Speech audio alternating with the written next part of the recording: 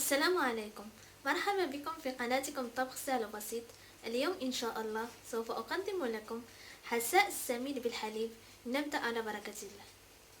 لدينا لترين من الماء، ونصف لتر من الحليب، وملح، و250 جرام من السميد التي حبيباتها من الحجم الكبير أو المتوسط.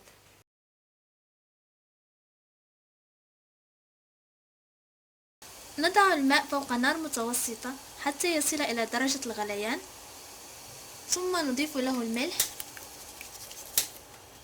والسميد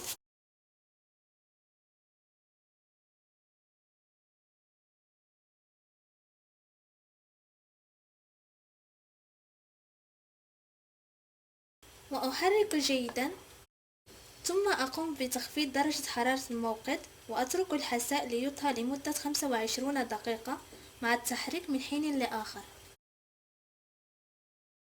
بعد مرور 25 دقيقة أضيف الحليب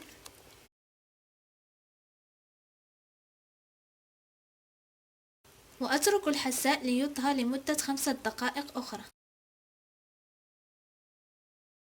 هذا هو الشكل النهائي لحساء السميد بالحليب. أتمنى أن يعجبكم فيديو. لمزيد من الفيديوهات لا تنسوا الاشتراك على قناتكم طبخ سهل وبسيط، ولا تنسوا الضغط على زر لايك من أجل تدعموني، وزيارة صفحتنا على فيسبوك. ودمتم في رعاية الله.